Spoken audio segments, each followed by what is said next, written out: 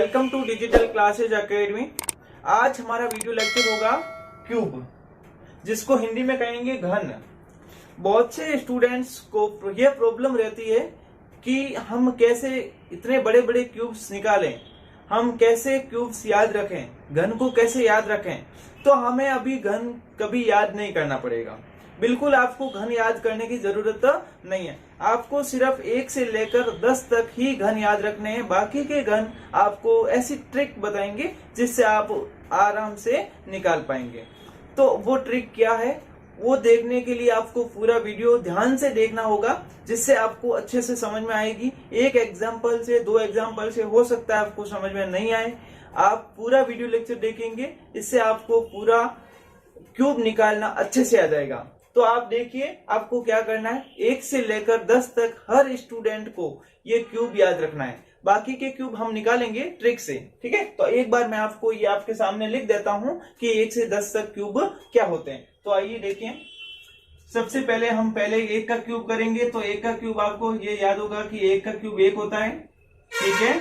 2 का क्यूब आप देखें तो 2 का क्यूब आप 8 लिखते हैं।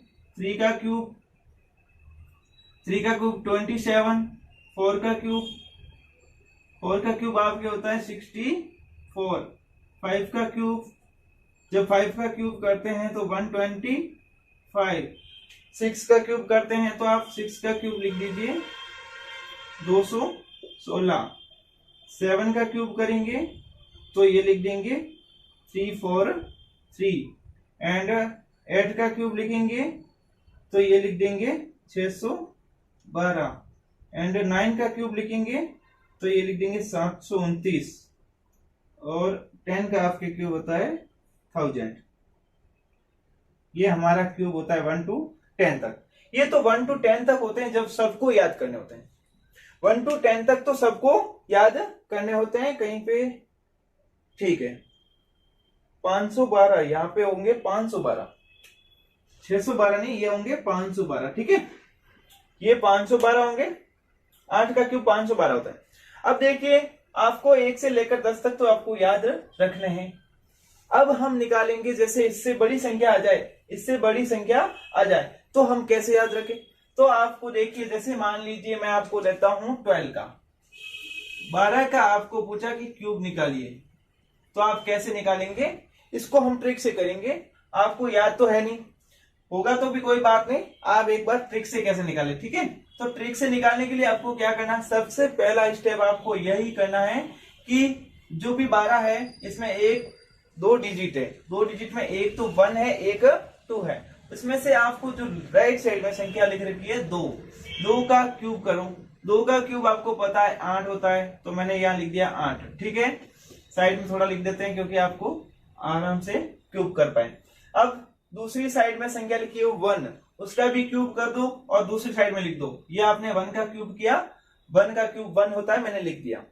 अब बीच में आपने जगह छोड़ी है, यहाँ पे आपको क्या करना है कि जो राइट साइड में संख्या 2 थी उसका स्क्वायर कर दो। 2 का स्क्वायर लिख दो, यहाँ लिखा, और पास वाली संख्या को मल्टीप्लाई कर दो। पास वाली संख्या 1 है तो मैंने मल्टीप्लाई कर दिया। अब आपको यहाँ पे जगह बची है, इसका क्या करना है, इसमें आपको एक जो भी पास में संख्या थी उसका स्क्वायर करो, 1 का स्क्वायर, और पास वाली संख्या को मल्टीप्लाई, ठीक है। अब जो यहाँ पे था देखो, तो यहाँ पे आप क्या करेंगे कि 1 को 1 लिखेंगे। जब 1 का स्क्वायर करोगे तो 1 ही आएगा, और 1 को 2 से मल्टीप्लाई करोगे तो 2 आएगा। अब यहाँ पे देखो, यहाँ का 2 का स्क्वायर करोगे तो 4 आएगा। 4 का 1 से मल्टीप्लाई करोगे तो कितना आएगा, 4। और 8 को आप ऐसे ही का ऐसे लिख दो। अब बीच वाली संख्या को डबल करते हैं। अब इस बीच वाली संख्या को क्या करेंगे, डबल करेंगे, ठीक है। अब यहाँ पे थर्ड स्टेप में आपको डबल करना होता है, डबल करके जोड़ देना। जैसे कि क्या किया मैंने, 4 का डबल किया 8, 4 का डबल किया 8, 2 का डबल किया 4, ठीक है। अब आप जोड़ दो, इन सबको जोड़ दो, ऐड करो। तो 8 का मैंने 8 लिख दिया, 4 और 8 कितने होंगे, 12, तो मैंने यहाँ 12 लिख दिया।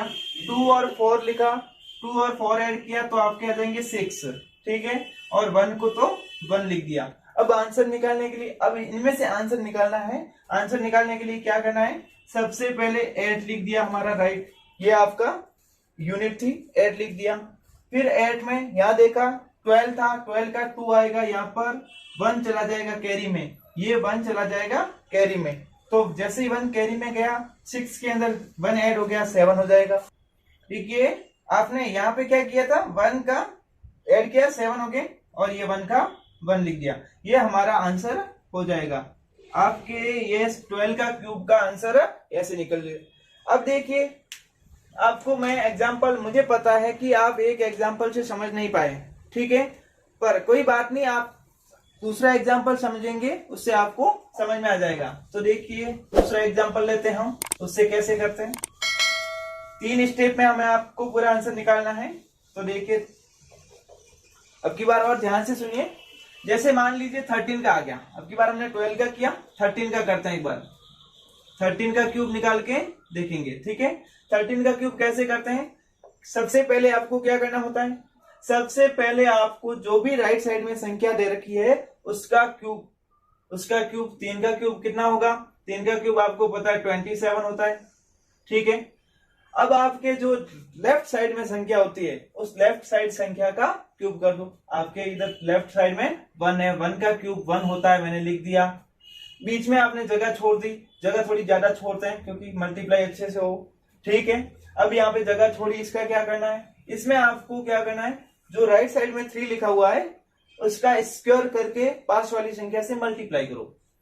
3 का स्क्वायर, मैंने यहाँ 3 का स्क्वायर कर दिया, पास वाली संख्या 1 है, ये 3 का स्क्वायर करना, ध्यान रखना, यहाँ पे क्यूब करना है, यहाँ पर स्क्वायर करना है, ये ध्यान रखना, गलती हो जाती है, ठीक है। अब आपके दूसरा स्टेप में, दूसरी बार में क्या करना है, जो 1 का स्क्वायर किया, अभी यहाँ पे 1 का स्क्वायर करेंगे और पास वाली संख्या से मल्टीप्लाई कर देंगे, ठीक है। फिर आपको क्या करना होता है, 1 का 1 लिख देते हैं ऐसे कैसे, इसको मल्टीप्लाई कर दो, करोगे तो आपको हो जाएगा 3 हो जाएगा, और यहाँ पे ये 9 हो जाएगा, ठीक है, और ये 27। अब क्या करना होता है दूसरे स्टेप में, सेकेंड स्टेप में आपको इनको डबल करना होता है, ये बीच वाली संख्या को क्या करना होता है, डबल। ये हमने कर दिया, डबल करेंगे तो क्या करेंगे, 9 का होगा 18, ये आप जानते हैं, 3 का होगा 6, इनको डबल किया और ऐड कर दो। अब आपको जोड़ना है, क्या करना है, जोड़ना है, सबको जोड़ दो। 27 को 27 ही लिखोगे, कोई नीचे है नहीं जोड़ने के लिए। 9 के अंदर ये 18 जोड़ोगे, तो जोड़ेंगे तो ये होगा 17 और एक 1, ये हो जाएगा 27, ठीक है, और ये 3 और 6 हो जाएगा 9, और ये 1 का 1। अब इनमें से आंसर निकाल, ये लास्ट स्टेप होगा हमारा आंसर का। आंसर निकालने का कैसे होता है, आंसर निकालने के लिए आपको ये आपके जो नंबर दे रखे हैं 27 का यहाँ पे आ जाएगा 7, 2 यहाँ चला जाएगा कैरी के अंदर, ये 2 जोड़ना है कैरी में, तो ये आप देखो 2 और 7 29 आ जाएगा, तो 29 का 9 यहाँ पे आ जाएगा, ठीक है। वापस 2 कैरी में चला जाएगा, 9 के अंदर 2 जोड़ेगा तो 11 हो जाएगा, 11 का 1 वहां पे चला जाएगा, तो ये हो जाएगा, ठीक है। ये आपको समझ में आ जाएगा। एक बार आप वापस दूसरा एग्जांपल लेंगे, उससे और अच्छे से समझ में आ जाएगा। मुझे पता है इससे आप लगभग 50% तक समझ गए होंगे। 1-2 एग्जांपल समझेंगे, आपको 100% समझ में आ जाएगा, और जब आप प्रैक्टिस करेंगे खुद, तब आपको और ज्यादा समझ में आएगा और जल्दी निकाल पाएंगे। चलिए दूसरा एग्जांपल लेते हैं हम, एक बार एग्जांपल दूसरा लेते हैं। आपको कुछ भी नहीं करना है, सिर्फ क्यूब करना है लास्ट वाली संख्याओं का, और बीच में स्क्वायर करना और पास वाली संख्याओं को मल्टीप्लाई करना है। चलिए देखिए, मान लीजिए 14 ले लेते हैं, मान लीजिए 14 ले लिया, इसका हम कैसे निकालेंगे क्यूब। तो आप पता है कि 4 का क्यूब करना होता है, 4 का क्यूब आपके सामने पड़ा 64 होता है। इधर आपके 1 का क्यूब करना होता है, 1 का क्यूब 1 ही होता है, ठीक है। दूसरे स्टेप में आपको क्या करना होता है कि 4 जो भी डिजिट दे रखी है दोनों साइड वाली संख्या, जैसे 4 दे रखा है राइट साइड में, तो 4 का स्क्वायर कर दो, यहाँ पे किया 4 का स्क्वायर पास वाली संख्या से मल्टीप्लाई, ठीक है।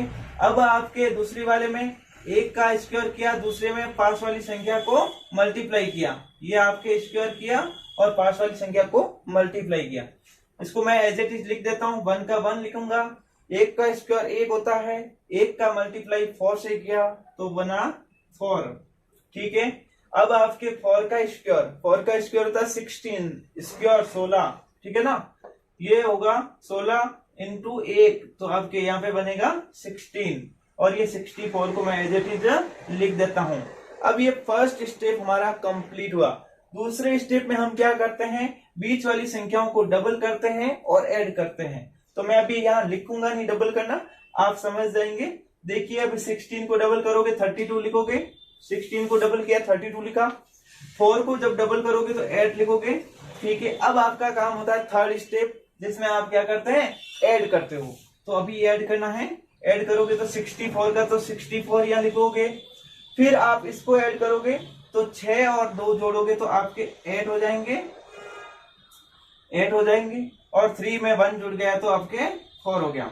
ये आपके 8 एंड जुड़ जाएगा तो 12 हो जाएगा, ठीक है। एंड फिर आपके बचा एक को एज इट इज लिख दिया। अब हम आंसर निकालेंगे, लास्ट स्टेप हमारा होगा आंसर का। वो कैसे निकालेंगे, इस 64 का 4 यहाँ पे लिख दिया, 6 यहाँ पे इसमें कैरी में चला जाएगा, तो 6 इसमें कैरी में चला जाएगा, तो ऐड कर लो इसमें। 8 एंड 6 जोड़ोगे तो 14, 1 यहाँ पे, ये हो जाएगा 54 का 4 यहाँ पे चला जाएगा, और 5 ये कैरी में चला जाएगा 12 के साथ में, तो ये 5 यहाँ पे ऐड कर दो। तो 5 यहाँ पे ऐड कर दोगे तो 17 हो जाएगा, 17 का यहाँ 7 हो जाएगा, तो 1 यहाँ पे ऊपर चला जाएगा कैरी में, तो 1 एंड 1 ये कैरी का, तो ये आ जाएगा आंसर। ये हमारा था आंसर। तो आपको बिल्कुल सिंपल है, कोई बड़ी ट्रिक नहीं है, बहुत सिंपल ट्रिक है। अभी लग रहा है, मुझे पता है ये आपको थोड़ी सी बड़ी लग रही है, बट आप जब खुद प्रैक्टिस करोगे तो आपको इतनी इजी लगेगी, आप खुद यकीन करेंगे कि ये बहुत इजी है, ठीक है। और एग्जांपल लेते हैं, आपको और अच्छे से समझ में आ जाएगा। अब हम देखते हैं नेक्स्ट एग्जांपल, उससे आपको और समझ में आ जाएगा। अगर किसी को ये समझ में नहीं आया है तो कोई बात नहीं, आप देखते रहिए। जैसे कि अभी मान लो 15 का ही ले लेता हूं, 15 का क्यूब निकालते हैं।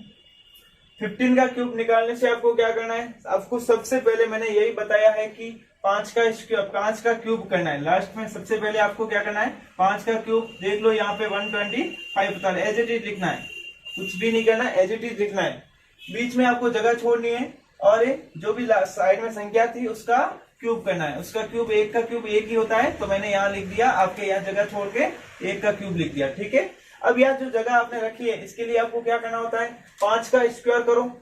ये आपने 5 का स्क्वायर किया, पास वाली संख्या से मल्टीप्लाई कर दो, ठीक है। दूसरे साइड में अभी क्या करेंगे, उसका स्क्वायर किया और पास वाली संख्या का मल्टीप्लाई किया। अब ध्यान से सुनना, देखो मैं एक बार क्या करता हूँ, एक संख्या का स्क्वायर करता हूँ, पास वाली संख्या लिखता हूँ। दूसरी बार में क्या लिखता हूँ, एक बार उसका स्क्वायर कर लिया तो दूसरी वाली संख्या का स्क्वायर किया और पास वाली संख्या लिखा है, तो आपको यही करना है, ठीक है।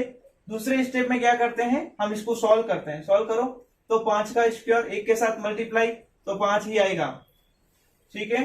5 का स्क्वायर 25 का एक से मल्टीप्लाई करोगे तो 25 ही आएगा, और ये 125 तो एज इट इज लिख दिया, ठीक है। अब आपको क्या करना होता है, इनको डबल करना होता है, बीच वाली संख्याओं को डबल करना होता है। जब बीच वाली संख्याओं को डबल करोगे तो आप यहाँ लिखेंगे 5 का 10 हो जाएगा और 25 का 50 हो जाएगा, और ये एज इट इज लिख देते हैं, ठीक है। ये एज इट इज अभी नहीं लिखना है, आपको मल्टीप्लाई में कर देंगे। ये आपने क्या किया, डबल किया लिख दिया, इसका डबल किया लिख दिया। अब आपको ऐड करना होता है, थर्ड स्टेप में आपको ऐड करना होता है। ऐड करेंगे तो ये आप 125 को 125 ही लिख देंगे। इसके अंदर ऐड हो रहा है 5 एंड ये 2 एंड 7 हो जाएगा, 75 हो जाएगा, और ये हो जाएगा 15 और ये 1 का 1। अब इसमें से हम आंसर लिख लेंगे, कैसे, तो देखिए 125 का 5 आपके यहाँ आ जाएगा, 12 ये कैरी में चला जाएगा, तो जैसे ये 12 कैरी में चला जाएगा तो ऐड कर लो, ये आपके हो जाएगा 7 एंड ये हो जाएगा 87 का यहाँ पे 7 आ जाएगा और 8 यहाँ चला जाएगा कैरी में, तो ये हो जाएगा 23 का यहाँ 3 आ जाएगा और यहाँ चला जाएगा 1 कैरी में, 1 के साथ में 2 कैरी में चला जाएगा, तो 2 कैरी में जैसे गया ये बन जाएगा 3375। ये आंसर हमारा बन जाएगा 15 का। ये ऐसे हम क्यूब निकाल सकते हैं। ऐसे हमें बहुत सारे निकाल सकते हैं, बड़ी से बड़ी दो से जितनी भी दो तक, 2 डिजिट तक आप कितनी भी बड़ी संख्या ले लें, 99 तक, ये इसी ट्रिक से ही आपका आंसर निकलेगा। ठीक है, मैं अभी कितना भी करवा दूं, आप प्रैक्टिस करोगे उसी से ही परफेक्ट बनेंगे। मैं कितना भी करवाऊं उससे कोई फर्क नहीं पड़ता, ट्रिक आप यही रहेगी। आप एक बार प्रैक्टिस करिए और प्रैक्टिस करते रहिए, आप एक दिन बहुत अच्छा कर लेंगे। थैंक यू, आपने बहुत अच्छे से ध्यान से देखा।